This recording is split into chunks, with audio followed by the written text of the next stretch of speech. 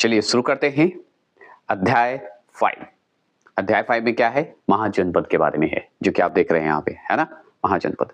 आज महाजनपद को पढ़ के हम खत्म करेंगे। ज्यादा क्वेश्चन नहीं है, लेकिन हाँ डिटेल है इसमें और बहुत इंपॉर्टेंट क्वेश्चन पूछ चुका है महाजनपद से। अगर आज महाजनपद पढ़ लेते हैं, बीपीएससी में अगर क्वेश्चन आए तो आपको छूटेगा नहीं। या रेलवे का एनटीपीसी में महाजनपद से पूछे, एसएससी में पूछे, रेलवे पूछे, या कोई भी एग्जाम के क्षेत्र में, या कोई स्टेट का एग्जाम दीजिए, अगर महाजनपद से पूछे तो छूटेगा नहीं। ये नरेंद्र अकादमी 12 करता है। चलिए तो पहला क्वेश्चन देखिए और खत्म करते हैं महाजनपद को। तो पहला क्वेश्चन है आपके सामने कि निम्न में से किस बौद्ध ग्रंथ में 16 महाजनपदों का उल्लेख है? तो बौद्ध ग्रंथ है, उस बौद्ध ग्रंथ का नाम बताइए जिसमें 16 महाजनपदों का उल्लेख किया गया है। तो ऑप्शन नंबर ए अंगुत्तर निकाय। अंगुत्तर निकाय में इसकी चर्चा की गई है 16 महाजनपदों का। अब चलिए पढ़ते हैं। जैसे देखिए बौद्ध ग्रंथ अंगुत्तर निकाय, ठीक है, महावस्तु एवं जैन ग्रंथ भगवती सूत्र में जो है 16 महाजनपदों का उल्लेख जो है मिलता है। ये तो जान गए। तो आगे तो सवाल जान लीजिए कि बौद्ध ग्रंथ है अंगुत्तर निकाय, ठीक है, महावस्तु, ये दो जो है आपका बौद्ध ग्रंथ है जिसमें 16 महाजनपद का चर्चा मिलता है। एक जैन ग्रंथ है जिसका नाम है भगवती सूत्र, इसमें भी 16 महाजनपदों का उल्लेख मिलता है। तो जैन ग्रंथ का नाम बताइए जिसमें 16 महाजनपद का उल्लेख है। तो भगवती सूत्र, भूलिएगा नहीं। अगर बौद्ध ग्रंथ पूछे तो अंगुत्तर निकाय भी और महावस्तु, दो याद रखना है। ये क्लियर हो गए। अब चलिए 16 महाजनपदों में, 16 महाजनपद जो है आप जानते हैं, 16 महाजनपदों में मगध सर्वाधिक शक्तिशाली था। समझ गए? सर्वाधिक शक्तिशाली मतलब ताकतवर था सबसे ज्यादा। अगर मगध क्षेत्र देखा जाए 16 महाजनपदों में तो मगध सबसे शक्तिशाली माना जाता था। ये हो गए। और चलिए और भी सवाल क्या क्या बनते हैं हम अब देखते हैं। अब देखिए अस्मक, अस्मक जो शब्द देख रहे हैं जिसे अश्मक ही बोलते हैं, अस्मक, अश्मक, ठीक है, एकमात्र ऐसा जनपद था जो दक्षिण भारत में गोदावरी नदी के किनारे स्थित था। और यह सवाल पूछता है कि बताइए 16 महाजनपदों में कौन सा ऐसा महाजनपद है जो कि दक्षिण भारत में स्थित था? उसका नाम बताइए। तो आप बताइएगा अस्मक। आप चाहे इस तरह से अस्मक बोलिए, चाहे इस तरह से अस्मक बोलिए। समझ गए? और दक्षिण भारत के कहां पे? तो गोदावरी नदी के तट के किनारे, मतलब गोदावरी नदी के किनारे स्थित थे। दक्षिण भारत में गोदावरी नदी है, उस जगह स्थित होते थे। और ये सिर्फ एकमात्र जनपद था जो कि दक्षिण भारत में था। इन 16 महाजनपदों में, 16 महाजनपदों में बज्जी का नाम सुने होंगे, मल का नाम सुने होंगे। गणतंत्रात्मक व्यवस्था थी, मतलब मल में और बज्जी महाजनपद में, जो मल और बज्जी जो जनपद है 16 महाजनपद में, जो बज्जी का नाम सुने हैं और मल का सुने हैं, ये पता है बज्जी और मल में आपको गणतंत्रात्मक व्यवस्था मिलेगा। क्या मिलेगा? गणतंत्रात्मक व्यवस्था मिलेगा। इसे तोड़ के बोल रहा हूं जिससे आपको याद हो जाए, ठीक है। जबकि शेष में राजतंत्रात्मक व्यवस्था मिलेगा। सोचिए बज्जी और मल में आप गण है, गणतंत्रात्मक है, वहां लोगों का सहमति से है। और यहाँ और सब 16 महाजनपद में दो को छोड़कर सब में राजतंत्रात्मक व्यवस्था है, मतलब राजा का शासन है। समझ में आ गया? भूलिएगा नहीं ना। चलिए आगे बढ़े, चलिए आगे बढ़ते हैं। दूसरा प्रश्न को देखिए। प्रथम मगध साम्राज्य का उत्कर्ष जो है किस शताब्दी में हुआ था? बताइए मगध जो साम्राज्य था वो कब आया, उभरा कब, यही कहने का मतलब है। तो कौन सा ईसा पूर्व है बताइए? तो ईसा पूर्व 6ठी शताब्दी, याद रखिएगा। उस समय ये है प्रथम मगध साम्राज्य का उत्कर्ष हुआ था। उत्कर्ष डेट बताया जाता है। चलिए अब जानते हैं। तो चलिए छोटा छोटा तोड़ तोड़ कर मैं करवा रहा हूँ, अलग तरीके से थोड़ा सोचा हूँ, जिससे आपको अगर मेरी आवाज पसंद आए तो म्यूट कर लीजिएगा, अगर पसंद आती है तो वीडियो देख लीजिएगा, और अगर आपको स्लो लगता है तो स्पीड करके वीडियो देख लीजिएगा, कोई दिक्कत नहीं ना। ठीक है, देखिए प्रथम मगध साम्राज्य का उत्कर्ष जो है ईसा पूर्व 6ठी शताब्दी में हुआ था, मतलब 6ठी शताब्दी ईसा पूर्व में हुआ था, ये भी बोल सकते हैं। अब और जानते हैं। हर एक वंश के शासक, हर एक वंश के शासक कौन था? बिम्बिसार। बिम्बिसार का अगर डेट याद रखिएगा कब से कब तक का बताया जा रहा है ईसा पूर्व में, तो याद रखिएगा लगभग 544 से लेकर 492 ईसा पूर्व, 92 ठीक है, याद रखिएगा। तो 544 मतलब 544 से लेके 492 तक जो है ईसा पूर्व तक बिंबिसार का शासन रहा, जो कि हर्यक वंश का शासक था, ये जान लीजिए। और चलते हैं आगे और जानते हैं। तो ये तो जान गए। तो हर्यक वंश के शासक का नाम बिंबिसार है। बिंबिसार ने क्या किया? ब्रह्मदत्त को पराजित कर मगध साम्राज्य की जो है स्थापना की। समझ गए? तो ये सवाल पूछता है कि अगर बिंबिसार आया है तो किस वंश से संबंध रखता है, ये सवाल पूछता है। तो हर्यक वंश से संबंध रखता है, ये भी याद हो गया होगा। बिंबिसार का डेट पूछे, ईसा पूर्व पूछता है आजकल। तो 544 से लेके 492 ईसा पूर्व तक था। अतः उसे ही मगध साम्राज्य का वास्तविक संस्थापक माना जाता है। तो वास्तविक संस्थापक कौन है? बिंबिसार है। किसका? मगध साम्राज्य की स्थापना का वास्तविक संस्थापक माना गया है। किसे? बिंबिसार को। बिंबिसार किस वंश से संबंध रखता था? हर्यक वंश से। तो हर्यक वंश का शासक कौन हो गया? बिंबिसार हो गया। किसे पराजित करके मगध को जीता था? तो ब्रह्मदत्त को हराकर जीता था। कौन? बिंबिसार। याद हो रहा है? चलिए, मैं इतना बार बोलूंगा ना कि आपके कानों को पक जाएगा और याद हो जाएगा। चुप कर रहा हूं। चलिए, इसकी अगर बात करें प्राचीन राजधानी, किसकी प्राचीन राजधानी? इसकी तो दे दिया, किसकी? तो मगध की प्राचीन राजधानी अगर पूछे तो राजगिरी या गिरिब्रज थी।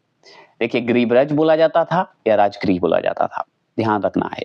तो अगर पूछे आपसे कि मगध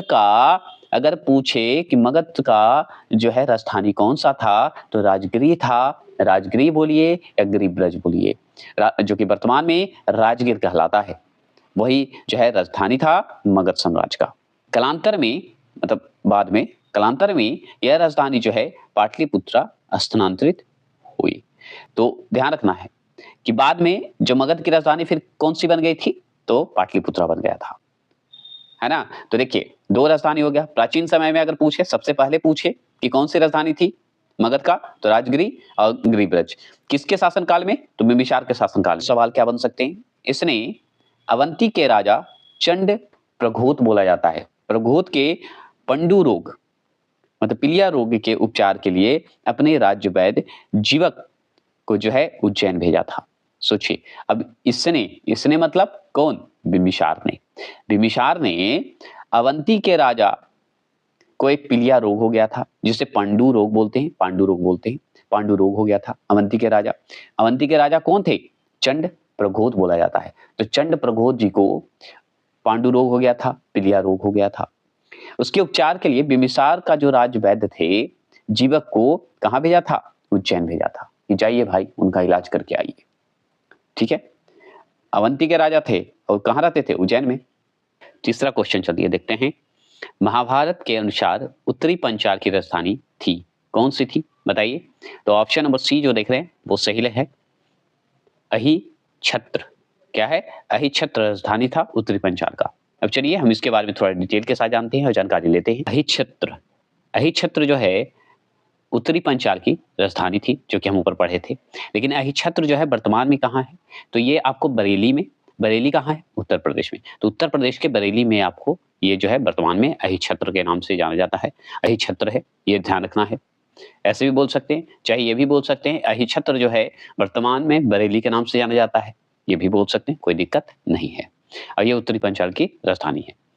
अब ये तो बात जान गए, लेकिन ये जो आप देख रहे हैं सेकंड नंबर जो आया है काम्पिल्य जो है दक्षिणी पंचाल की राजधानी थी। तो काम्पिल्य क्या थी? दक्षिणी पंचाल की राजधानी थी। और काम्पिल्य है कहाँ? तो फर्रुखाबाद में। फर्रुखाबाद का है कहाँ? उत्तर प्रदेश। तो उत्तर प्रदेश के फर्रुखाबाद में काम्पिल्य जो आप नाम सुन रहे हैं, जो दक्षिणी पंचाल का राजधानी है, वो अभी फर्रुखाबाद में। यही हुआ ना, उसमें भी दिक्कत नहीं है। काम्पिल्य कहाँ है? तो वर्तमान में फर्रुखाबाद कहलाता है। तो ये दक्षिणी पंचाल की राजधानी था।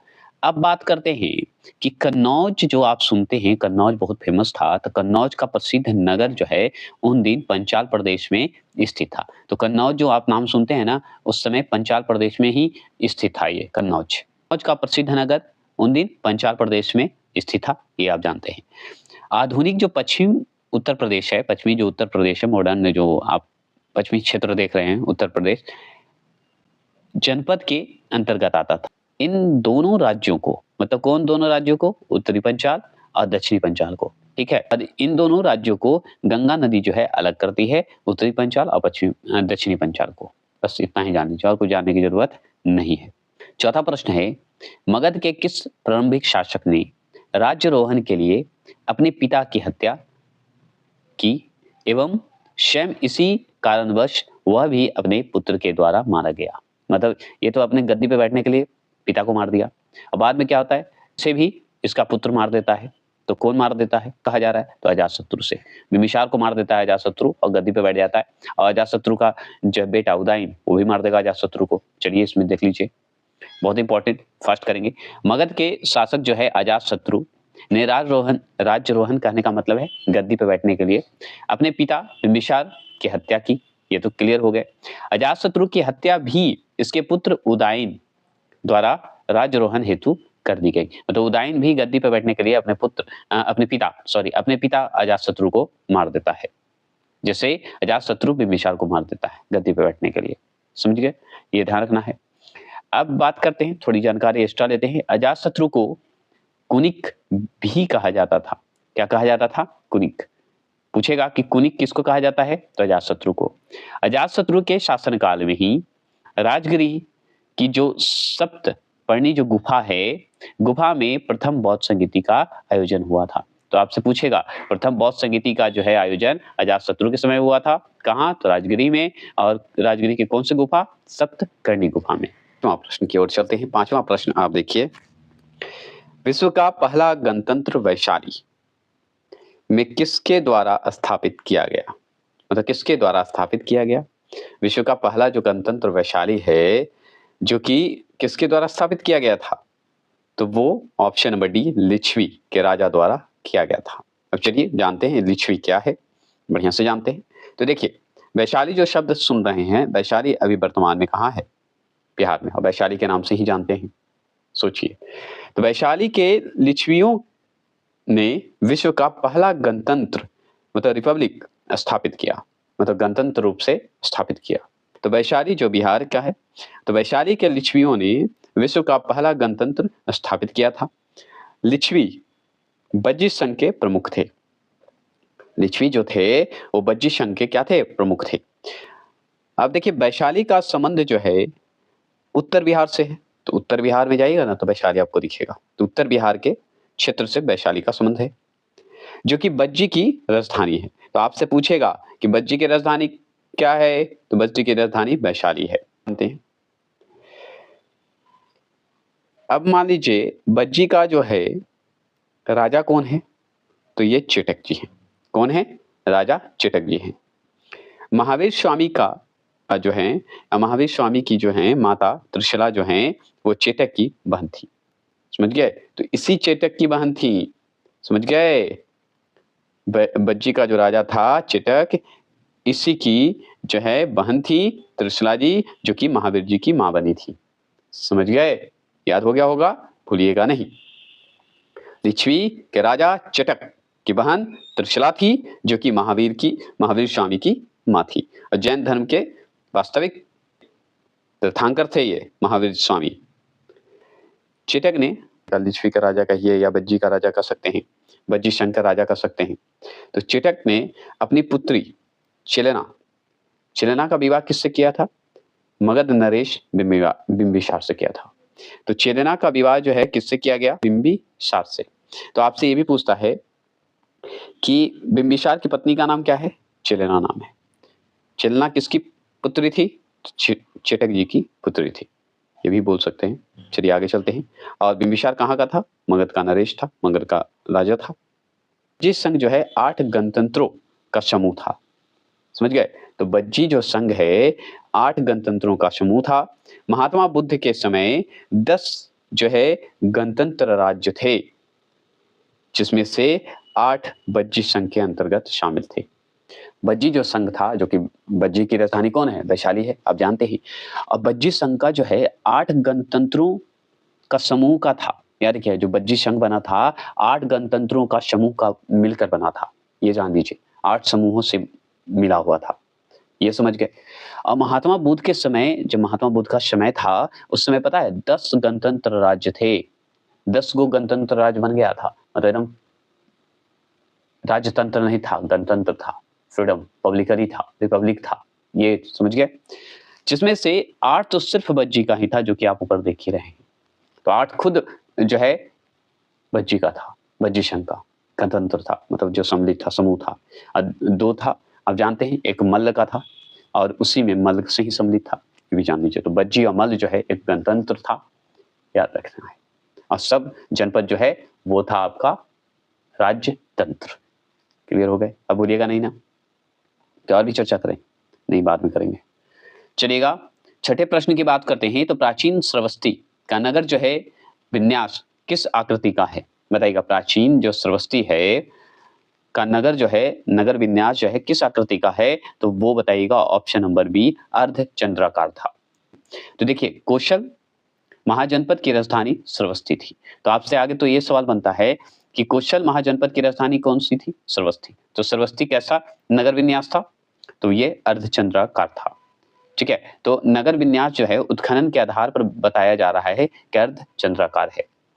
उत्खनन जब हुआ था ना, तो उस समय के अनुमान लगाया गया था कि श्रावस्ती का जो नगर विन्यास हुआ था, नगर का जो नगर बना हुआ था, वह अर्धचंद्राकार बना हुआ था। और ये कहाँ का था? कौशल महाजनपद की राजधानी है श्रावस्ती। ये ध्यान रखना है। अब देखिए, सहेत महेत का उत्खनन जो है कार्य कनिंघम द्वारा सन 1862 ईस्वी में किया गया था। सहेत महेत जो है वर्तमान में उत्तर प्रदेश के श्रावस्ती जिले में स्थित है। समझ गए? तो आपसे ये भी पूछेगा कि सहेत महेत जो है का उत्खनन कार्य किसके द्वारा हुआ था? तो कनिंघम द्वारा 62 ईस्वी में, सॉरी 1862 ईस्वी में। ठीक है। तो आपसे पूछेगा सहेत महेत का उत्खनन कार्य जो है कनिंघम द्वारा हुआ, और कनिंघम द्वारा कब हुआ? सन 1862 ईस्वी में हुआ। ठीक है। सहेत और महेत जो है वर्तमान में उत्तर प्रदेश के श्रावस्ती जिले में स्थित है। क्लियर? सातवां क्वेश्चन है कि मारवाड़ क्षेत्र पर मगध की सत्ता का विस्तार जो है निम्न में से किसके शासनकाल में हुआ था? बताइएगा। तो ऑप्शन नंबर डी, शिशुनाग के समय हुआ था। मालवा का जो क्षेत्र देख रहे हैं, मालवा का क्षेत्र पर मगध की सत्ता, मतलब मगध का जो सत्ता था, उसका विस्तार जो है किसके शासनकाल में हुआ था? तो ये शिशुनाग के काल में हुआ था। अब चलिए जानते हैं। तो देखिए, पुराणों के अनुसार अगर देखा जाता है, पुराणों के अनुसार अगर आप देखते हैं, तो मगध नरेश शिशुनाग ने जो अवंती नरेश चंड प्रघोत को पराजित किया। अपराजित करके क्या हुआ? अवंती को मगध साम्राज्य में मिला दिया। अवंती को ही मालवा कहा जाता है। समझ गए? अवंती को ही मालवा कहा जाता है। और ध्यान रखिएगा, ये भी आप बोल सकते हैं कि शिशुनाग ने वैशाली को दूसरा राजधानी बनाया था। ठीक है। और शिशुनाग की मृत्यु के पश्चात, मतलब मृत्यु जब होना था, मृत्यु होने से पहले की बात हो रही है, उसका पुत्र जो है काला शोक बना। क्या बन गया? काला शोक जो है शासक बन गया था। और ये कब बना? काला शोक का समय काल पूछेगा तो 394 से लेके 366 बता दीजिएगा, मतलब 394 से लेके 366 बता दीजिएगा। क्लियर हो गए? कोई दिक्कत नहीं ना? अगर बात करते हैं और भी जान लीजिए। ठीक है, चलिए। और हाँ, एक बात बताना मैंने भूल गया, यहाँ पे मैं बता देता हूँ, फिर आप लोग कहिए गलती बता दिए सर। एक मिनट। हाँ देखिए, ये जो आप देख रहे हैं ना, उत्तरी पंचाल और दक्षिणी पंचाल, इसी को पंचाल प्रदेश कहते थे, जो कि कन्नौज का प्रसिद्ध नगर को ही पंचाल कहा जाता था। ये जान लीजिए। तो आपसे पूछेगा कि आधुनिक जो पश्चिमी उत्तर प्रदेश है, वो पंचाल प्रदेश के नाम से जाना जाता था। एक चीज ध्यान रखिएगा। ठीक है। और पश्चिमी उत्तर प्रदेश का हिस्सा में जाता है पंचाल प्रदेश। तो 8वां क्वेश्चन को ध्यान से सुनिए। मगध का सम्राट जो अपरो परशुराम के नाम से जाना जाता है। तो ध्यान रखिएगा, अपरो परशुराम भी बोला जाता है, आप अपरो परशुराम भी बोल सकते हैं, कोई गलत नहीं है। ठीक है। तो बताइए कौन जाना जाता है? तो ऑप्शन नंबर डी, महापद्मानंद जाना जाता है। पद्मानंद बोला जाता है, तो महापद्मानंद को ही जाना जाता है अपरो परशुराम के नाम से, परशुराम के नाम से। ये ध्यान रखिएगा। अब चलिए जानते हैं। नंद वंश का संस्थापक कौन है? महापद्मानंद है। ठीक है, ये जान लीजिए। और नंद वंश का संस्थापक जो महापद्मानंद है, याद रखिए, आपको पुराणों में कहा गया है, अपरो परशुराम कहा गया है, मतलब परशुराम का द्वितीय अवतार कहा गया है। परशुराम बोला जाता है, ठीक है, परशुराम बोला जाता है, तो वही अपरो परशुराम के नाम से कौन जाना जाता है? महापद्मानंद, जो कि परशुराम का द्वितीय अवतार माना जाता है। एक और जान लीजिए, क्षत्रियों को नाश करने वाले को कहा जाता है क्या? क्या बोलते हैं? सर्वच्छ त्रांक बोलते हैं। सर्वच्छ, याद रखिए, सर्वच्छ त्रांक बोलते हैं, जो कि क्षत्रियों को नाश करने वाला। तो ये भी जो है बोला गया है, ये भी कहा जाता है महापद्मानंद को। ठीक है, ये उपाधि एक तरह से। तो अब परो परशुराम कहा जाता है महापद्मानंद को। एक और कहा जाता है सर्वच्छ त्रांक जो है कहा जाता है। तो सर्वच्छ त्रांक किसे कहा जाता है? तो नंद वंश के राजा महापद्मानंद को कहा जाता है। अपरो परशुराम किसे कहा जाता है? महापद्मानंद को कहा जाता है। अपरो परशुराम का मतलब क्या होता है? परशुराम का द्वितीय अवतार कहा जाता है। अब सर्वच्छ त्रांक का मतलब क्या होता है? क्षत्रियों को नाश करने वाला होता है। ये समझ गए। जबकि ये ध्यान रखना है, जबकि महाबोधि वंश में उसे उग्रसेन कहा गया है। किसे? महापद्मानंद को। तो आपसे ये भी पूछेगा कि पुराण के अनुसार दो नाम पड़े हैं महापद्मानंद को, कहा जाता है अपरो परशुराम और सर्वच्छ त्रांक कहा जाता है। अगर महाबोधि वंश के अनुसार अगर देखा जाए तो इसके अनुसार उग्रसेन कहा जाता है। तो उग्रसेन किसे कहा जाता है? महापद्मानंद को। अब चलिए, मगध पर शिशुनाग वंश के पश्चात नंद वंश का वर्चस्व स्थापित हुआ। मतलब शिशुनाग वंश तो अपने शक्तिशाली था भाई, और शिशुनाग के पश्चात, शिशुनाग जैसे ही कहिए, शिशुनाग का जैसे ही अंत हुआ तो नंद वंश आ गया। तो नंद वंश का वर्चस्व स्थापित हुआ। तो नंद वंश की बात करेगा तो आप याद रखिएगा 344 से लेके 324 तक जो है नंद वंश का शासन रहा था। ठीक है, ये ध्यान रखना है। तो पूछेगा 344 से लेकर 324 ईसा पूर्व तक किसका शासन रहा? तो नंद वंश का शासन रहा। उससे पहले शिशुनाग वंश था, जो कि आप ऊपर पढ़ चुके थे। ठीक है, चलिए आगे चलते हैं। ये मगध के सबसे शक्तिशाली शासक सिद्ध हुआ। कौन? महापद्मानंद मगध का सबसे शक्तिशाली राजा बना था। एक छत्र एवं एक राट उसकी उपाधि थी। किसकी उपाधि थी? महापद्मानंद की उपाधि थी। तो महापद्मानंद की उपाधि बताइए कौन कौन था? तो एक छत्र, एक राट भी कह सकते हैं, और ये भी जान लीजिए अपरो परशुराम भी उपाधि ही कहा गया है। इस तरह से आप याद कर सकते हैं, कोई गलत नहीं है। अब चलिए और जानते हैं। खारवेल के हाथी गुफा विलेख में उसकी जो है कलिंग विजय का वर्णन मिलता है। सोचिए, खारवेल का जो हाथी गुफा विलेख है, खारवेल के हाथी गुफा विलेख में कलिंग विजय का वर्णन मिलता है। ये जरूर ध्यान रखिएगा, और ये जान लीजिए महापद्मानंद कलिंग विजय किया था। इसकी जानकारी हमें हाथी गुफा विलेख में मिलता है, जो कि खारवेल का हाथी गुफा विलेख था। 9वां क्वेश्चन को ध्यान से पढ़िएगा। 9वां क्वेश्चन है कि प्रारंभिक गणतंत्र में कौन सा नहीं था? पहले प्रारंभिक के अगर शुरुआती गणतंत्र में बात करें, कौन सा नहीं था? तो देखिए, वैशाली का लिच्छवी तो आप पढ़े थे। कपिल वस्तु का शाल्क भी थे, आप भी जानते हैं। कपिल वस्तु संबंधित है, आप जानते हैं अच्छे से, बौद्ध धर्म से संबंधित है, बुद्ध जी से संबंधित है। लेकिन औधे जो है ये आपका जो है प्रारंभिक गणतंत्र में नहीं था, ये जान लीजिए। तो अब चलिए जानते हैं औधे है क्या। तो चलिए पढ़ते हैं आगे। तो देखिए यहाँ पे, तो आगे तो सुन लीजिए, कपिल वस्तु के शाल्क की बात हो रही है। कपिल वस्तु के शाल्क, वैशाली के लिच्छवी, आप जानते हैं कपिल वस्तु के शाल्क होते थे, शाल्क गण के होते थे, वैशाली के लिच्छवी गण के होते थे, है ना, जो हम पढ़ते थे। अब देखिए, शुमागिरी के कौन से भाग्य थे? जैसे कपिल वस्तु के शाल्क हैं गण के थे, लिच्छवी गण के थे, उसे शुमागिरी के जो है भाग्य गण के थे, भाग्य गण के। राम ग्राम का अगर देखा जाए तो वहां का कोलिये गण बोला जाता था या संघ बोला जाता है, ये भी जान लीजिए। कुशीनगर के मलगन के थे, मिथिला के विदेह गण के थे, आदि के थे।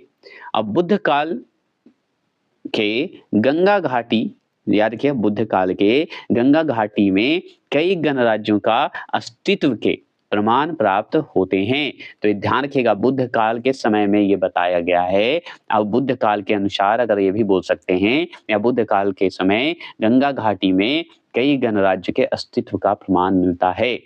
समझ गए? अब बुद्ध के ग्रंथ से भी कह सकते हैं इसके बारे में चर्चा मिलती है, ये तो आप जानते ही हैं। तो यही बात है। अब चलिए, जो क्वेश्चन पूछा था उसके बारे में जानते हैं।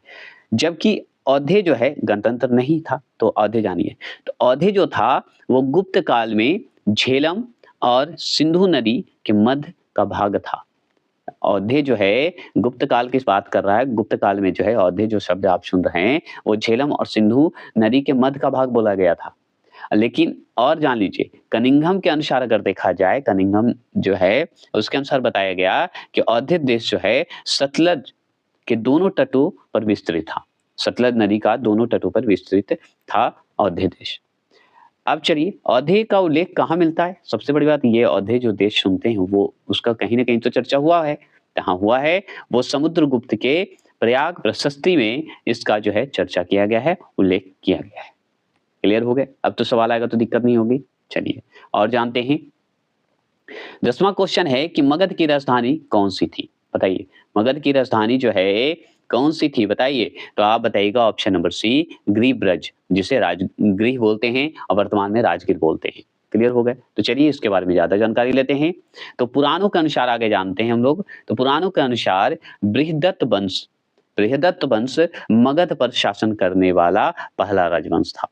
तो मगध पर शासन करने वाला पहला जो है शासक कौन था, राजवंश था? तो वो बृहदत्त वंश था, जो कि हराता है कौन? बिंबिसार हराता है ना? ये जानते हैं आप। चलिए आगे पढ़ते हैं। बृहदत्त वंश मतलब इस वंश के, मतलब बृहदत्त वंश के पहला शासक बृहदत्त का पुत्र जरासंध था। समझ गए? तो बृहदत्त का जो है पुत्र, बृहदत्त का पुत्र जरासंध जो था, याद रखिएगा, प्रथम शासक था। समझ गए? जिसने गिरिब्रज मतलब राजगिरी को अपनी राजधानी बनाया है। जाइएगा राजगिर तरफ घूमने तो जरासंध का जो है अखाड़ा दिखेगा आपको। ठीक है? अब चलिए, उदयन ने राजगिरी से राजधानी पाटलिपुत्रा स्थानांतरित की। जो कि ऊपर पढ़े थे आप कि उस समय जो है बिंबिसार के समय या अजातशत्रु के समय, दोनों के समय जो है राजगिरी ही था राजधानी, ये भी जान लीजिए आप। और उदयन जो है राजगिरी से राजधानी ले जाकर कहाँ ले जाता है? पाटलिपुत्रा ले जाता है। तो ध्यान रखिएगा, हर एक वंश का कौन सा राजा है जो कि राजगिरी से हस्तांतरित करके पाटलिपुत्रा राजधानी ले गया? तो उदयन था। ये जरूर ध्यान रखिएगा, ये सवाल पूछता है। अब चलते हैं आगे। और सवाल क्या बनता है कि शिशुनाग ने वैशाली को दूसरी राजधानी बनाया। ठीक है? तो शिशुनाग ने मगध का राजा ये भी था जो कि दूसरी राजधानी बनाया था। चर्चा है कि पहला तो पहला नहीं था। अब जानते हैं जहां सत्ता कर रहा है मगध में कर रहा है, तो मगध का ही क्षेत्र में रखा था। तो लेकिन आपसे पूछेगा दूसरी राजधानी, बहुत इंपॉर्टेंट है। शिशुनाग की दूसरी राजधानी कौन थी? वैशाली थी। पुनः कालाशोक ने अपनी राजधानी को पाटलिपुत्रा हस्तांतरित कर दिया था। ये भी इंपॉर्टेंट है। तो देखिए, पहले तो पाटलिपुत्रा ही था शिशुनाग के समय, लेकिन दूसरा राजधानी बना दिया था ये वैशाली को। कौन? शिशुनाग। बाद में कालाशोक जो है, इसी का पुत्र जो कालाशोक है, वो क्या करता है? पाटलिपुत्रा हस्तांतरित कर देता है राजधानी, अब फिक्स कर देता है। 11वां प्रश्न है, चेदी वंश का राजा खारवेल किस क्षेत्र से संबंधित था? तो खारवेल जो है किस क्षेत्र से संबंधित था? चेदी वंश का राजा था खारवेल, वो बताइए किस क्षेत्र से संबंधित था? तो वो कलिंग से संबंधित होगा, क्योंकि खारवेल कलिंग भी बोला जाता है ना? चलिए आगे चलते हैं। तो देखिए, चेदी या चेती वंश का अगर प्रसिद्ध शासक पूछे तो आप बताइएगा खारवेल, कलिंग बता दीजिएगा। ये भी बोल सकते हैं, जो कि संबंध रखते हैं। तो खारवेल, कलिंग। जो इस वंश का तृतीय शासक था, कौन सा शासक था? तृतीय शासक माना जाता है खारवेल। और जैन धर्म का अनुयायी माना जाता है। खारवेल जो था वो जैन धर्म का अनुयायी माना जाता है। अब चलिए खारवेल के विषय में जान लीजिए। तो खारवेल के विषय में एक बात जान लीजिए कि खारवेल के विषय में हाथी गुफा, खंडगिरी या उदयगिरी की गुफा से साक्ष्य मिलता है। तो खारवेल के विषय में अगर बात करें ना, तो याद रखिएगा आपको ये साक्ष्य खारवेल के बारे में, खारवेल के विषय के बारे में हाथी गुफा, खंडगिरी, उदयगिरी के गुफा में ये इसके साक्ष्य आपको मिलेगा। तो आपसे पूछेगा कि चेदी वंश का एक प्रसिद्ध शासक खारवेल जो है, आप उसके बारे में कुछ बता सकते हैं या खारवेल कलिंग के बारे में कुछ बता सकते हैं? तो हाँ बताएंगे। उसकी साक्ष्य जो है हाथी गुफा, खंडगिरी, उदयगिरी की गुफा से मिलता है। क्लियर हो गए? मेघवाहन कलिंग के चेदी राजवंश का संस्थापक था। कौन था? मेघवाहन जो था वही चेदी राजवंश का मेन संस्थापक बोला जाता है। ये ध्यान रखिएगा, कलिंग के चेदी राजवंश का संस्थापक बोला जाता है मेघवाहन को।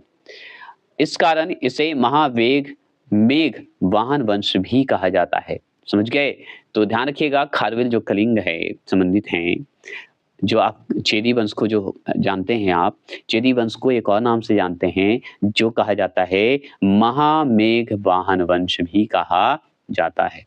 समझ गए? चलिए देखिए, 12वां क्वेश्चन है कि शिशुनाग वंश का वह शासक जिसके शासनकाल में वैशाली में द्वितीय बौद्ध संगीति का आयोजन किया गया था। तो कौन था वो? तो कालाशोक था। तो शिशुनाग वंश का जो शासक था कालाशोक, वही द्वितीय बौद्ध संगीति करवाया था। ठीक है, और वो भी कहाँ? वैशाली में। ये इंपॉर्टेंट है। अब चलिए जानते हैं और जानकारी लेते हैं। तो शिशुनाग वंश का शासक जो है कालाशोक था, ये आप जानते हैं। जिसके शासनकाल में, मतलब कालाशोक के शासनकाल में वैशाली में द्वितीय बौद्ध संगीति जो है का आयोजन किया गया। फिर से सुन लीजिए, द्वितीय बौद्ध संगीति जो हुआ था कहाँ हुआ था? वैशाली में। वैशाली में हुआ था। उस समय कौन सा वंश था? शिशुनाग वंश था। शिशुनाग वंश था तो राजा कौन था? शासक कौन था? कालाशोक था। तो कालाशोक ने ही करवाया था।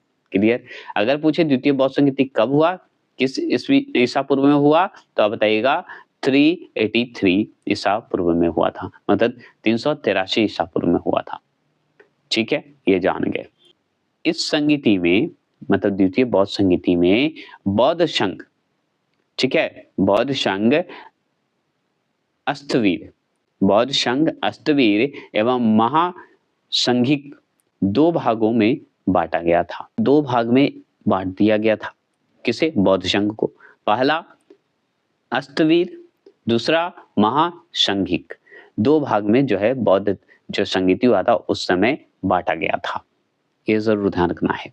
ठीक है, उस समय का राजा कौन था? कालाशोक था। कालाशोक को ध्यान रखना है, कालाशोक को काकवर्ण, ठीक है, काकवर्ण के नाम से भी जाना जाता था। तो काकवर्ण के नाम से कौन जानते हैं, किसे जाना जाता है? कौन राजा को जाना जाता है? तो वो जाना जाता है कालाशोक को। इसने वैशाली के स्थान पर पुनः पाटलिपुत्रा को अपनी राजधानी बना लिया। तो पाटलिपुत्रा को अपनी राजधानी बना लिया था। कौन? कालाशोक। 13वां क्वेश्चन है कि गोदावरी नदी के तट पर स्थित महाजनपद था। कौन था? एक ही तो है गोदावरी नदी के तट पर, जो कि आप जानते ही हैं। कौन सा? गोदावरी नदी तट कहाँ? दक्षिण क्षेत्र की बात हो रही है। एकमात्र ही जनपद था, उसका नाम क्या था? अश्मक, क्योंकि सबसे फर्स्ट में इसी की बात हुई थी। 16 महाजनपदों में अश्मक या अशक कहिए या अस्मक कहिए, कोई दिक्कत नहीं है, जो दक्षिण भारत के नर्मदा तथा गोदावरी नदी के मध्य स्थित था। अब बात करते हैं कि जो हम पढ़े गोदावरी नदी के, अब आ गया है एक एक्स्ट्रा नर्मदा नदी। तो नर्मदा नदी के किनारे और तथा गोदावरी नदी के बीच में मध्य भाग में स्थित था। क्या? अश्मक। तो ज्यादातर ध्यान रखना है कि दक्षिण भारत के क्षेत्र में, ध्यान रखना है कि दक्षिण भारत का एकमात्र जनपद था, महाजनपद था अश्मक। बस इतना जान लीजिए। तो नर्मदा नदी बहुत कम अभी तक पूछा है, लेकिन एनसीईआरटी दिया हुआ है तो हम लोग को ध्यान में रखना है, माइंड में रखना है। तो नर्मदा नदी और गोदावरी नदी के मध्य स्थित था। ठीक है, ये जान गए। अब चलिए, जिसकी राजधानी जो है, अश्मक की राजधानी अगर बोले तो बताइएगा पैठन या पोतन, ठीक है, या पोटली, जो कि प्राचीन नाम प्रतिष्ठान थी। ठीक है, ध्यान रखना है। तो आपसे अगर पूछेगा कि बताइए जो अश्मक है, महाजनपद है, उसकी राजधानी बताइए, तो इसकी राजधानी जो है पैठन भी कहा जाता है। इसकी राजधानी, अश्मक की राजधानी को पैठन भी कहते हैं, पोतन भी कहते हैं, पोटली भी कहते हैं। और प्राचीन नाम पूछ दे तो प्रतिष्ठान कहते हैं। तो अश्मक की राजधानी अगर प्रतिष्ठान आ जाए तो दिक्कत नहीं है, अगर पोटली दे दे तो भी सही है, पोतन दे दे तो भी सही है, और पैठन दे दे तो भी सही है। तो आपकर अश्मक की राजधानी, ये चारों आपको याद रखना होगा। समझ गए? पोतन व पोटली, यहाँ पे हो सकता है पैठन भी दे दे, कोई दिक्कत नहीं है, का संबंध जो है आंध्र प्रदेश से है। तो आपसे पूछेगा पोतन और पोटली का संबंध जो है वो बताइए किस क्षेत्र से था? तो आंध्र प्रदेश से संबंध रखता था। ये क्लियर हो गए। अश्मक जो है आपका राजतंत्र आत्मक था। क्या था? राजतंत्रात्मक था, राज्य था, गणतंत्रात्मक राज्य नहीं था। ये जरूर ध्यान रखिएगा। आगे सवाल है 14 प्रश्न। 14 प्रश्न क्या है सुनिए। भारत का वह कौन सा क्षेत्र जो है प्राचीन काल में अवंतिका के नाम से जाना जाता था? बताइएगा। अवंतिका के नाम से जाना जाता था, बताइएगा, प्राचीन काल में। तो वो था ऑप्शन नंबर डी, मालवा, जो कि हम पढ़ चुके हैं। अवंती या अवंतिका ये सब जो है मालवा क्षेत्र में आता था, जो कि मालवा के नाम से भी जानते हैं, जो कि अभी आपको मालवा के नाम से सुनिएगा। अब चलिए जानते हैं। अब मालवा कहिए या अवंती, ये जो है आपका महाजनपद था। तो मालवा महाजनपद जो है वो वर्तमान में कहाँ है? एमपी में है। तो ये आपको एमपी में मिलेगा, मध्य प्रदेश में मिलेगा। प्राचीन काल में अवंतिका के नाम से जाना जाता था। ठीक है, नाम तो बदलते रहते हैं, नाम अभी भी हमारा बिहार का बहुत सारा नाम है, इंडिया का खुद बहुत सारा नाम है, तो उसी तरह नाम तो बदलते रहते थे। पीढ़ी बदलेगी तो नाम भी बदलेगा, तो जानते ही हैं। देखिए, तो मालवा महाजनपद जो है वो वर्तमान में कहाँ है? मध्य प्रदेश का हिस्सा पड़ता है, मध्य प्रदेश का हिस्सा को माना जाता है। प्राचीन काल में मालवा को ही अवंतिका कहा जाता है। ठीक है, नाम से जाना जाता है। चलिए अब चलते हैं। यह राज्य जो है दो भागों में विभक्त था। कौन? अवंतिका। अवंतिका कहिए या मालवा, दो भागों में विभक्त था, यह सही बात है। एक था उत्तरी अवंतिका, इसकी राजधानी उज्जैनी था, याद रखिए उज्जैनी या उज्जैन कहा जाता है, यह ध्यान रखना है। और एक था दक्षिणी अवंतिका, जिसका राजधानी महिष्मती था, ये मैं बता चुका था। तो ध्यान रखना है, यहाँ पे हो सकता है कि अवंतिका को बोल दे कि मालवा दो भागों में विभक्त था। तो एक उत्तरी अवंती और दूसरा दक्षिणी अवंती। उत्तरी अवंती का अगर राजधानी पूछे तो उज्जैनी बता दीजिएगा या उज्जैन बता दीजिएगा, या दक्षिणी अवंती का राजधानी पूछ दे तो महिष्मती बता दीजिएगा। महिष्मती बोला जाता है, महिष्मती राजधानी था। जानिए, देखिए ये तो आप जान गए कि उत्तरी अवंती का राजधानी उज्जैनी है और दक्षिणी अवंती का राजधानी जो है महिष्मती है। ठीक है, बौद्ध ग्रंथ के अनुसार अगर देखें तो बौद्ध ग्रंथ का जो है चर्चा करते हैं, तो बौद्ध ग्रंथ का महाबग जातक के अनुसार जो है अवंती में चंड प्रघोत का शासन था। ठीक है, तो चंड प्रघोत जो शासन करते थे वो कहां करते थे? अवंती में करते थे। ये कैसे पता चला? तो बौद्ध ग्रंथ था महाबग जातक, उससे पता चला। चलिए 15वां प्रश्न की अगर बात करते हैं तो प्रसिद्ध नैमिषारण्य तीर्थ जो है किस जिले में स्थित है? तो प्रसिद्ध नैमिषारण्य तीर्थ जो है किस जिले में स्थित है? तो ऑप्शन नंबर सी, सीतापुर में स्थित है। कहाँ है? सीतापुर में स्थित है। बात करते हैं तो प्रसिद्ध जो है नैमिषारण्य तीर्थ जो है उत्तर प्रदेश के सीतापुर जिले में गोमती नदी के तट पर स्थित है। ये तो जान गए। तो आपसे ऐसे नहीं पूछेगा, पूछेगा क्या कि नैमिषारण्य जो तीर्थ देख रहे हैं, प्रसिद्ध जो नैमिषारण्य तीर्थ है वो है कहाँ? तो उत्तर प्रदेश में है, मतलब यूपी में है। यूपी के कहाँ पे? कौन से जिले में? सीतापुर जिले में। सीतापुर जिले में है तो कौन सी नदी के तट पे है? कोई तो नदी होगा, तीर्थ है तो गोमती नदी के तट पर स्थित है। सोमवती अमावस्या को जो है मेला लगता है। क्या लगता है? मेला लगता है। जो सोमवती अमावस्या को मेला लगता है कहाँ? सीतापुर जिले में। ठीक है, ये जान लीजिए। और चलिए जानते हैं। पौराणिक मान्यता के अनुसार, पौराणिक मान्यता, प्राचीन मान्यता के अनुसार यहां पर याद रखिएगा 88,000, कितने? 88,000, 88,000 ऋषियों ने एक साथ तपस्या की थी। मतलब 88,000 जो ऋषि थे, महर्षि थे, एक साथ तपस्या किए थे। कहाँ? नैमिषारण्य तीर्थ में, जो कि उत्तर प्रदेश में पड़ता है, सीतापुर जिले में। मतलब ये जो सीतापुर जिला है देख रहे हैं, नैमिषारण्य जो तीर्थ स्थल देख रहे हैं, उसी जगह पे मिहिसरीख नामक स्थान पर महर्षि दधीची का एक आश्रम मिलता है। बस इतना जान लीजिए। चलिए आगे बढ़ते हैं। तो 16वां प्रश्न आपके स्क्रीन पे है कि निम्नलिखित में से कौन सा सही सुमेलित नहीं है? सुमेलित नहीं है मतलब एक तरफ आपका महाजनपद है और एक तरफ महाजनपद की राजधानी है। तो जैसे अंग का अगर देखा जाए राजधानी तो चंपा है, ये सही है। वत्स का देखा जाए तो कौशंबी जो है राजधानी है। मत्स्य का देखा जाए तो विराटनगर जो है इसकी राजधानी है। तो ये सब जो है सही है, लेकिन ऑप्शन नंबर बी जो है आपका गलत है, क्योंकि कौशल का राजधानी होना चाहिए था श्रावस्ती, जो कि दिया हुआ क्या है? अहिछत्र। तो अहिछत्र जो है किसकी जो है बताइए राजधानी है? अहिछत्र। बताइएगा जरूर कमेंट बॉक्स में, क्योंकि सबसे फर्स्ट क्वेश्चन इसी का आया था। तो बताएंगे जरूर, मैं वेट करूंगा। चलिए देखिए कौशल महाजनपद अगर देखा जाए तो कौशल महाजनपद जो है उत्तर प्रदेश के आधुनिक जो अवध क्षेत्र है वहां स्थित है। ठीक है, अगर कौशल महाजनपद की अगर राजधानी पूछे तो श्रावस्ती टिक लगाइएगा, ये सब तो आप जानते हैं। और कौशल जो है कहाँ है, उत्तर प्रदेश से संबंधित है, उत्तर प्रदेश में है, ये ध्यान रखना है। आगे चलिए, राजा विदुर के शासनकाल के दौरान अगर देखा जाए, राजा विदुर का शासनकाल देखा जाए, उस समय शासनकाल चल रहा था इनका दौरान, कौशल को, कौशल जो है, कौशल महाजनपद को कौशल भी कहा जाता है, कौशल भी कहा जाता है, ये ध्यान रखना है। कौशल महाजनपद को मगध में मिला दिया गया था, किसके समय में, विदुर के समय में। और चलिए जानकारी, एक्स्ट्रा जानकारी क्या लेते हैं, साकेत जो अयोध्या है, जो आप जानते हैं, साकेत और श्रावस्ती इसके महत्वपूर्ण नगर थे, किसके, कौशल के। तो कौशल महाजनपद के दो जो हैं नगर थे, बहुत ही महत्वपूर्ण थे, साकेत और श्रावस्ती। दो प्रमुख नगर आपसे पूछे कौशल महाजनपद का, तो आप बताइएगा साकेत और श्रावस्ती। श्रावस्ती इसकी राजधानी है और साकेत को वर्तमान में अयोध्या कहा जाता है, ये जान लीजिए। चलिए 17वां प्रश्न की बात करते हैं। 17वां प्रश्न है कि मगध शासक बिंबिसार का चिकित्सक कौन था, बताइएगा। मगध शासक बिंबिसार का चिकित्सक कौन था, तो ऑप्शन नंबर सी जीवक था। कौन था, ऑप्शन नंबर सी जीवक था। तो मगध का शासक बिंबिसार, बिंबिसार, अच्छा ये बताइए, एक बिंदुसार है, एक बिंबिसार है, तो बिंबिसार कौन था, किस वंश से संबंध रखता था, और बिंदुसार जो है किस वंश से संबंध रखता था, बताइएगा। बिंबिसार और बिंदुसार में के दरबार में एक प्रसिद्ध चिकित्सक थे जिनका नाम जीवक है, जीवक जान लीजिए, जीवक थे।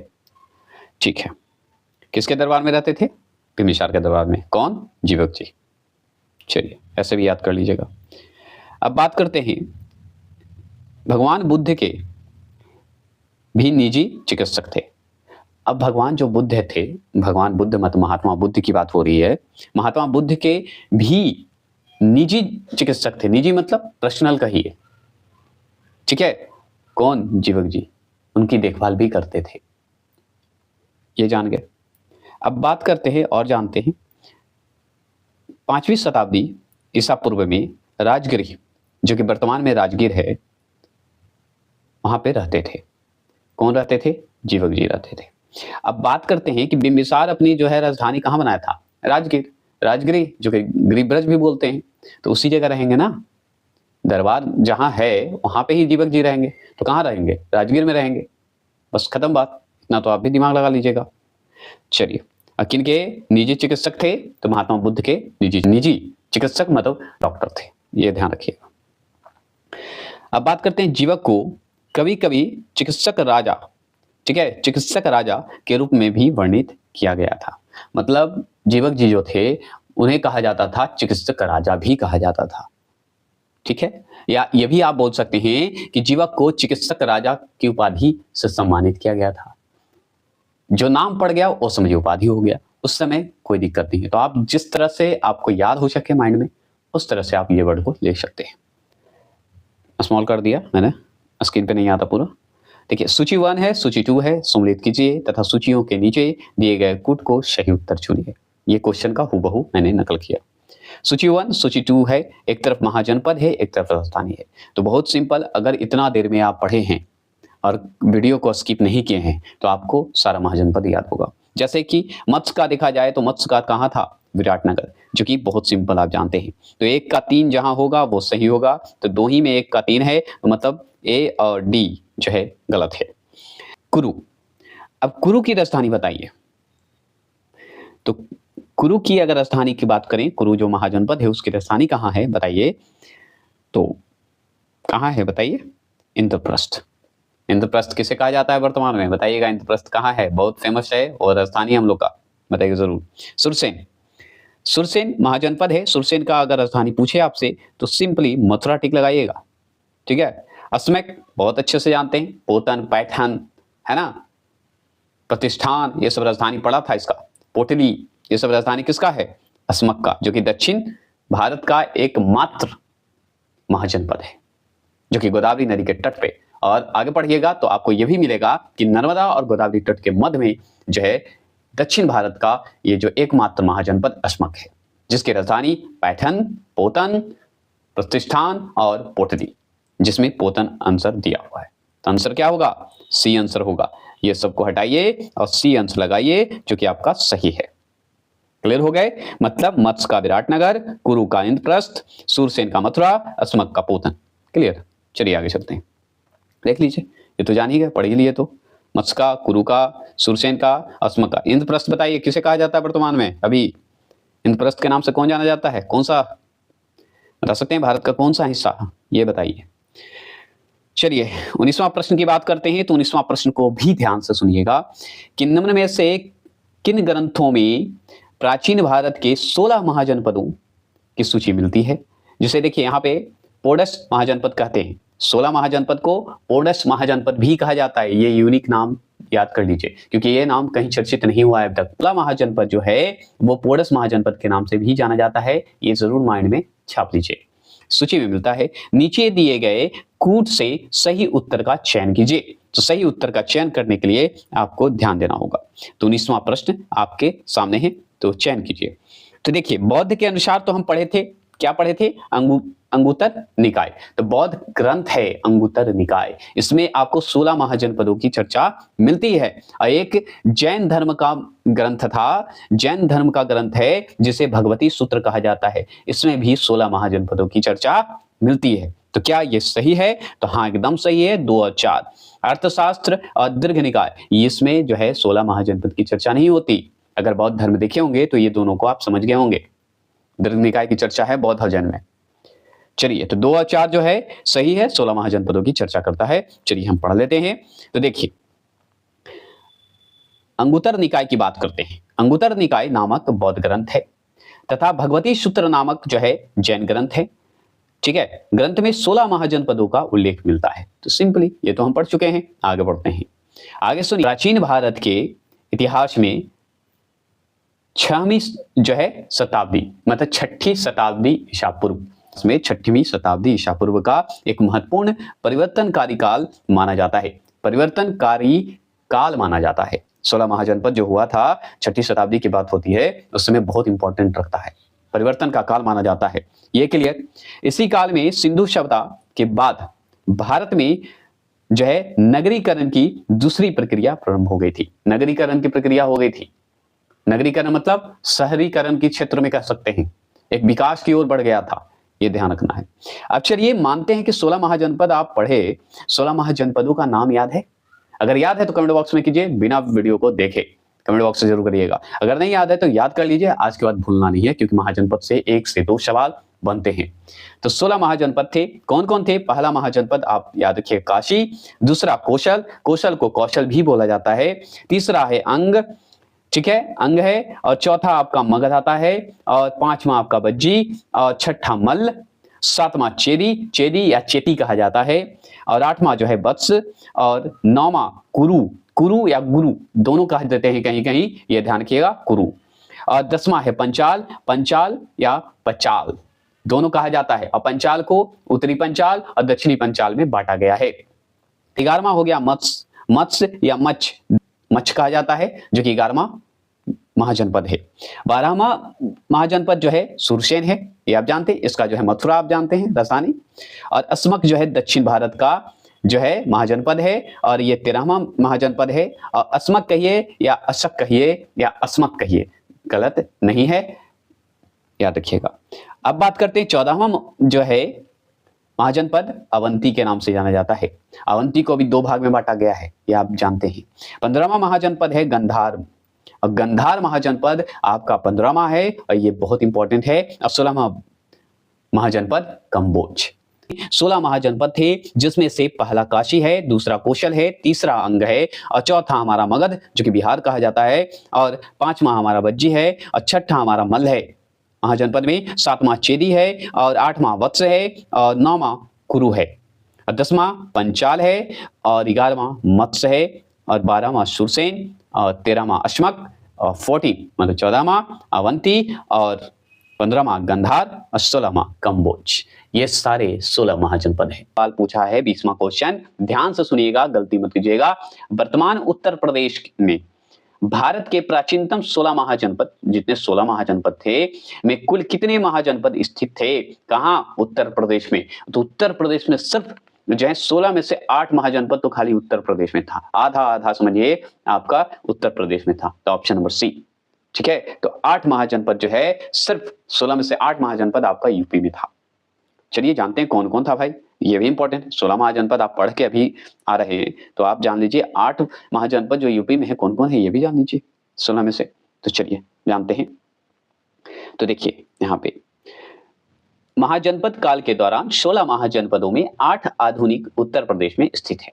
आधुनिक उत्तर प्रदेश कहिए, उत्तर प्रदेश में जो है स्थित है, मतलब उत्तर प्रदेश का हिस्सा चला गया ना, उत्तर प्रदेश तो है तो उसमें 8 ठो चला गया, ये दिमाग है, इसलिए आधुनिक कहा जाता है। समझ गए। चलिए जो निम्नलिखित है, आप खुद टैलेंटेड है, समझ गए होंगे। तो जो निम्नलिखित है कौन कौन, पहला जो है आपका मल महाजनपद जो है उत्तर प्रदेश का हिस्सा पड़ गया है, जिसे देवारी, बस्ती या गोरखपुर या सिद्धार्थ नगर का क्षेत्र कहा जाता है, जो कि उत्तर प्रदेश का जो क्षेत्र आप देख रहे हैं, जो कि 16 महाजनपद जो मल है, 16 महाजनपद में जो 8 यूपी में चला गया है, यूपी का पहला जो आप देख रहे हैं महाजनपद यूपी में मल, उसकी चर्चा करते हैं। तो मल जो देख रहे हैं, जो कि देवारी यूपी का क्षेत्र, बस्ती, गोरखपुर नाम सुने हैं, सिद्धार्थनगर ये सब नाम सुने हैं ना, ये सब जो क्षेत्र है ये जो है मल का क्षेत्र था, मल महाजनपद का क्षेत्र था, जो कि उत्तर प्रदेश का हिस्सा है, ये ध्यान रखिएगा। दूसरा आपका आता है काशी। तो काशी जो है वाराणसी के जिले को कहते हैं, तो वाराणसी का जितना जिला है, वाराणसी का क्षेत्र है, वो काशी के रूप में जाना जाता है, ये आप अच्छे से जानते हैं, समझ गए, याद हो गया होगा। तो ये दूसरा भी यूपी का हिस्सा है। तीसरा आपका देखा जाए तो कौशल भी देखा जाए तो कौशल महाजनपद भी यूपी का हिस्सा है, किस नाम से जानते हैं, तो फैजाबाद, गोंडा, बहराइच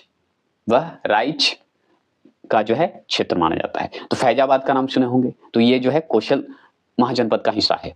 गोंडा भी, बहराइच ये भी जो है कौशल हिस्सा का था। तो कौशल जो महाजनपद जो यूपी में है वो आज फैजाबाद के नाम से जाना जाता है, ये भी आप बोल सकते हैं, कोई गलत नहीं होगा। अब देखिए वत्स की बात करते हैं। चौथा जो आपका है महाजनपद यूपी में वो वत्स है, और वत्स है तो वत्स जो प्रयागराज सुन रहे हैं ना आज, और मिर्जापुर, ये प्रयागराज और मिर्जापुर के क्षेत्र को ही वत्स कहा जाता था। और वत्स महाजनपद जो है वो प्रयागराज और मिर्जापुर के क्षेत्र जितने थे वो सारे वत्स महाजनपद के हिस्से में आते थे, जो कि यूपी का हिस्सा है, ये जान गए। पांचवा आपका चेदी या चेती कहते हैं, जिसे हम वर्तमान में बुंदेलखंड क्षेत्र कहते हैं। तो बुंदेलखंड कहाँ का है क्षेत्र, उत्तर प्रदेश का है, और उत्तर प्रदेश का क्षेत्र है, तो ये जो है चेदी महाजनपद का हिस्सा था कि नहीं, यूपी में पड़ा कि नहीं, पड़ गया। ठीक है। छठा आपको देखा जाए तो पंचाल है, क्या है, छठा आपका महाजनपद देखा जाए तो पंचाल है, जो कि ये भी यूपी का क्षेत्र में आता है। और यूपी के क्षेत्र में कौन सा क्षेत्र है, तो याद रखिएगा रुहेलखंड और पश्चिम उत्तर प्रदेश को ही कहा जाता है पंचाल, जो कि हम पढ़ चुके हैं कि आधुनिक पश्चिम उत्तर प्रदेश को क्या कहा जाता है, तो पंचाल प्रदेश कहा जाता है, मतलब कहा जाता था, ये ध्यान रखना है। तो ध्यान रखिएगा पंचाल जो है रुहेलखंड और पश्चिमी उत्तर प्रदेश को कहा जाता है, ध्यान रखना है। ठीक है। अब बात करते हैं, एक और है मथुरा क्षेत्र। मथुरा क्षेत्र मतलब सुरसेन का राजधानी है मथुरा, तो मथुरा क्षेत्र में ही पड़ता। ठीक है, अभी भी नाम वही है, मथुरा ही है। ठीक है, ध्यान रखिएगा।